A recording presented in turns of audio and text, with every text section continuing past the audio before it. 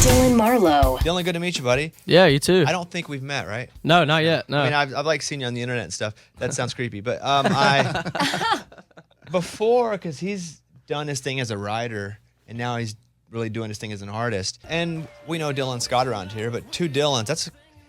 Was it, hey, maybe you shouldn't get another Dylan on the song, or let's go find another Dylan on the song? Yeah, we were actually out on tour with Dylan, and he called me on his bus one night, and he was asking me to show him some stuff, and I showed him that one, and he was like, "There's never been two Dylans on a song. What if we tried it?" And I was like, "Heck yeah!" So that's confusing. They both are on the same tour. Yeah, that'd be tough. Yeah. Did you know any other Dylans when you were? Was that the cool name for that age, or what? I don't know. I didn't have any Bobbies because apparently I learned recently Bobby's like a name from 1920. Were there any other Dylans at all in your high school? Oh no, I was the only one like that I really knew. But then when I moved to Nashville, there's like 8 of us now. So their own text chain. Yeah. All Dylans. When did you move to Nashville? I want to say probably the July 2018. How long were you here before COVID hit and shut everything down? Probably 2 years. Okay, so you just got your feet wet. Like you were just probably starting to like feel it, and then yeah. I actually it's funny because I think some people had like a bad experience.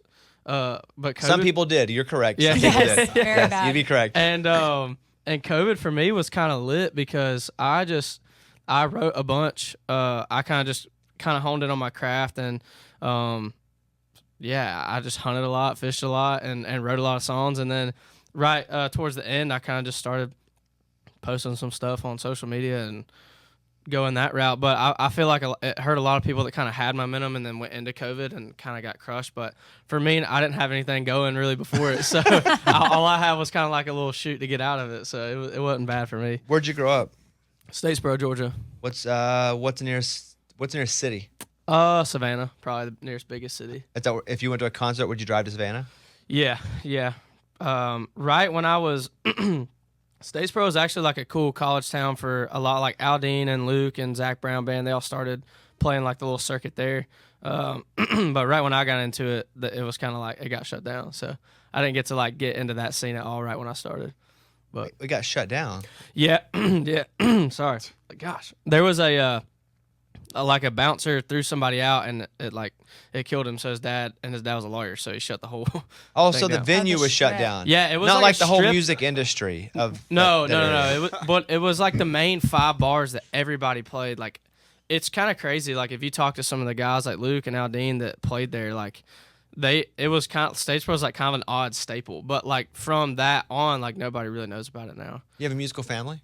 My dad was a drummer in a rock band, but they had me when they were 16, so he had to kind of put that away.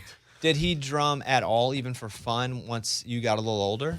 A little bit. We had a kit in the house always, and I always knew he was really good because you'd just come home one day and he'd be playing drums. But I never got to like go to any of his shows or see him play a show.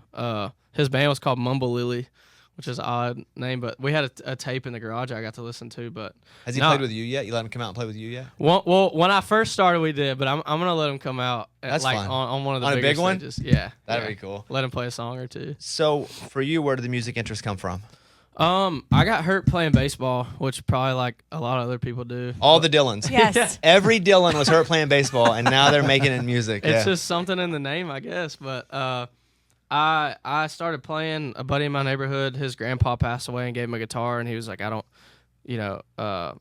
think he learned wagon wheel or something, and he was like, I did this in a day, and I was like, no way, I'm gonna try that. And then I learned that every song that you could imagine has the same chords as wagon wheel, and so I just started playing, and then I fell in love with Eric Church and like just his songwriting, and so I started kind of going that direction in my freshman year of college, which was my only year of college. I just kind of focused on writing a bunch of songs, and yeah, it's kind of just how it started. Was there because there were people from near where you were that it made it kind of allowed you to see that people actually could make it? Because you mentioned like Luke and Aldine. Yeah. So they were normal dudes from down there. Yeah, I didn't know those guys personally, but there was one dude named Trey Landon who you might have heard. He's in town, and he was like the like direct line of like, oh, like he had some stuff going on when I was like thinking about moving up here, and that's actually how I met Dallas, where I'm at, who I'm signed with now, and yeah, there was kind of like, oh dang, I know this guy, and he's like making waves, and like it's kind of possible, so maybe I should try it. Yeah, you almost need to have an example, like a model of somebody Yeah. from near that's done it to.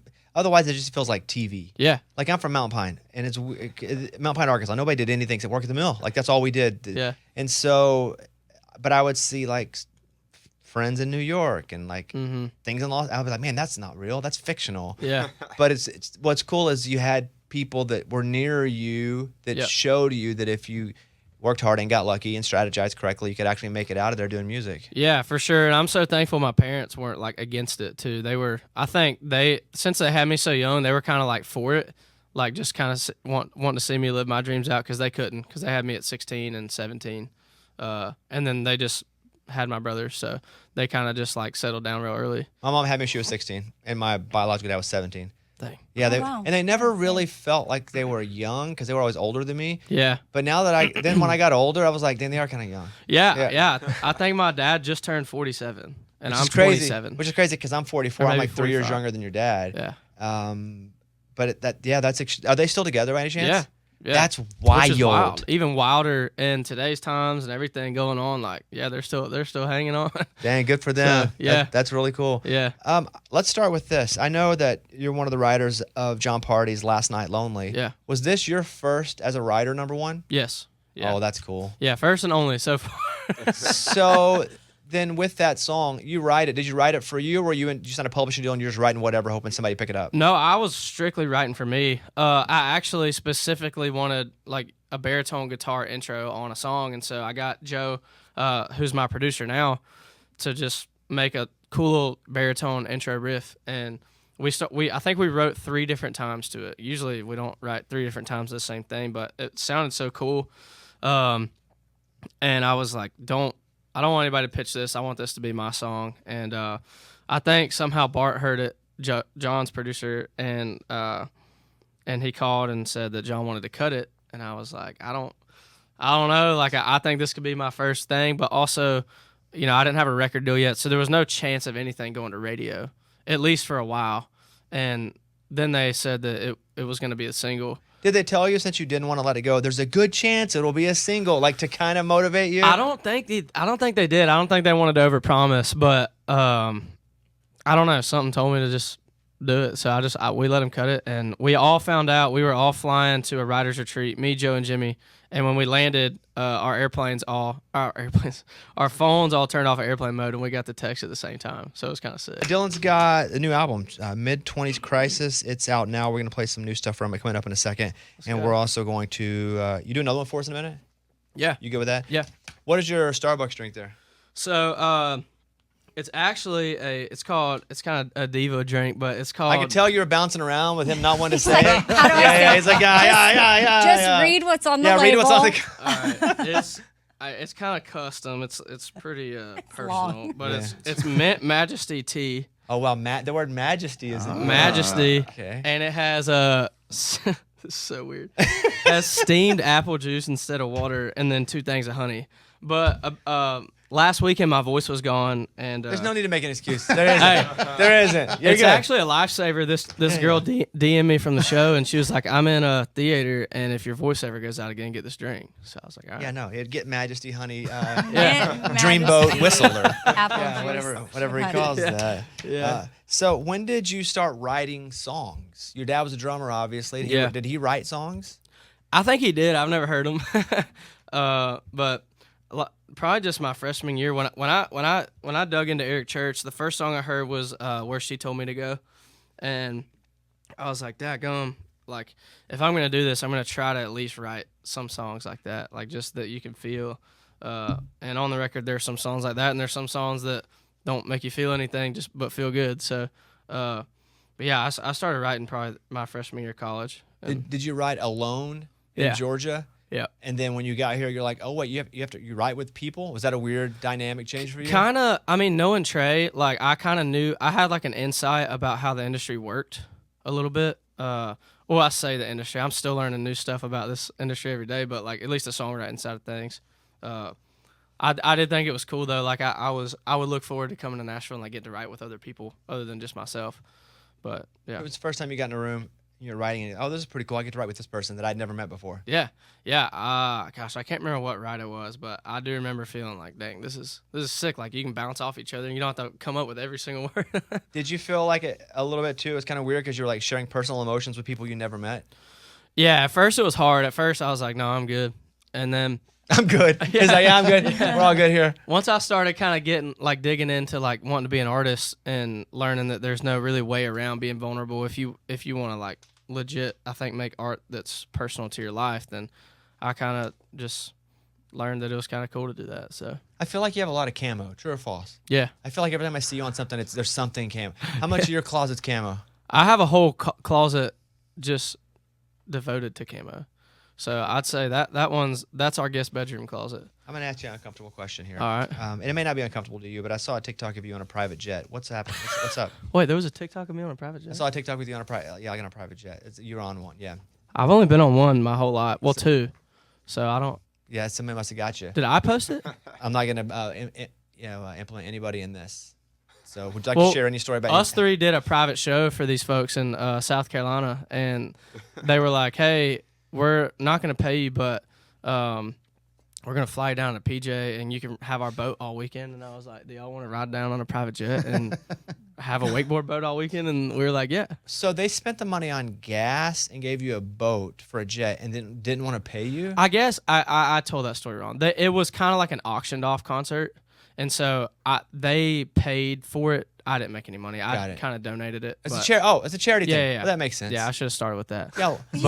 Yeah. It's like A little different. he bartered out a jet ride for a performance. I was like, well, actually, you could have flown Southwest and made some money there based on what they spent on gas. I know. How often are you on the road? You every weekend now? Yes, sir. Yeah, every weekend. We're out with Dan and Shay right now, and that's been a blast. And then we'll have kind of a few weeks off in October and November, but we've pretty much been at it almost every weekend this year. So, what's your I got discovered story? I think I'm still working on it.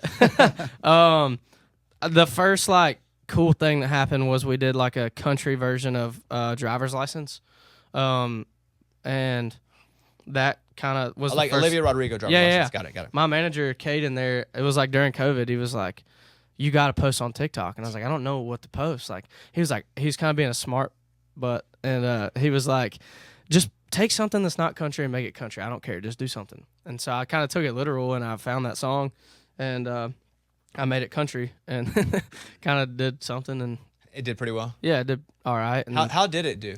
Was it one of those where you went to sleep and you woke up and there were 5 million streams? Views of it? Yeah. Oh, at that time, it was like, for me, having like 5,000 views going to like over 1 million overnight was like, whoa, dang. And then we ended up putting that out with like another it just kind of started rolling from there. That's pretty cool. But yeah. You born in like late 90s, I assume? Yeah, right? 97. Who's your like 4 Mount Rushmore favorite musical artists of all time? Ooh. Don't be too cool though. Don't be too cool. Be no, for real, because no, some people will lie. Legit. Okay. All right. So obviously, like Eric Church is up there for me. Keith Whitley is up there for me. Gosh. How were you exposed to Keith Whitley? Your parents? My mom, yeah. My dad was always kind of rock and roll. My mom was always like country stuff. I'd say Kenny Chesney, just like early Kenny Chesney, because I grew up on that as well. And then probably also Foo Fighters, because I grew up listening to them with my dad. So it's kind of like a weird Mount Rushmore. But I think that's actually a pretty normal Mount Rushmore of someone who doesn't lie. That's what I like about it. Because a lot of times people come in and drop and I can usually identify them. They'll be dropping old school country stuff, and I'm like, you have no idea. yeah. You're like, you can't tell Merle Haggard from Hank Jr. And they're like, I put Merle, Hank Jr. It's a cool thing to do right now. Yeah. Yeah, I was looking for a name for the record, and I didn't have one. This was only like a few months ago. The whole record was done. And I just didn't want to name my first record a random song off the record, which no, like, shade to anybody that does. I say the same thing. It annoys me when people just go, we don't have a name, just pick a song. Yeah. I wanted it. Foo Fighters wouldn't do that. No, heck no. They named the record based on like what the whole body of work says and feels. Yes. And I was just like, I was praying about it. Like, I don't know what to name this record. And like, obviously the guys at the label were like, come on, like, we got to have a name. Like, and one night I woke up at like 4 a.m. and I just had that title, Mid-20s Crisis, pop in my head, and I wrote it down. And then on the road that weekend, I think I wrote it over the course of every show. Like I wrote the verse like the first day, the chorus the second day, and it just kind of started coming together. And it's really just what I was going through too. Just like I feel like the 20s are tough. I feel like every probably age is tough, but just trying to figure out like where am I at? Like all my buddies back home have kids. Should I be doing that, or like I'm up here doing this? Like it just is a confusing time, at least for me. Thankfully we're past that now. We're better, but I was just kind of for now. But I was just going through that, and I just wanted to write like a real song, and I sent it to Jason at the label and Joe, my producer, and I was like, this is the title of the record. And I was going to Alaska on Sunday to go fishing, and got back Sunday, went to the studio with Joe and recorded it at like 11 a.m. I guess it was 12 because I just got out of church. And I went over to his place, and we just did an electric guitar and my vocal, and that was it. And we sent it in. So I'm really proud of that one. Shout out your guys up here with you. Heck yeah. Yeah, this is John Frisch. Your name's John Fresh? Frisch. Oh, Fresh would have been cooler, though. But I do like Fresh. I do like Fresh. I got you, but Fresh should have been... Maybe switch that up. Yeah. Yeah. Not too late. Yeah. Sometimes when John has tequila in him, his alter ego is Eagle Dan.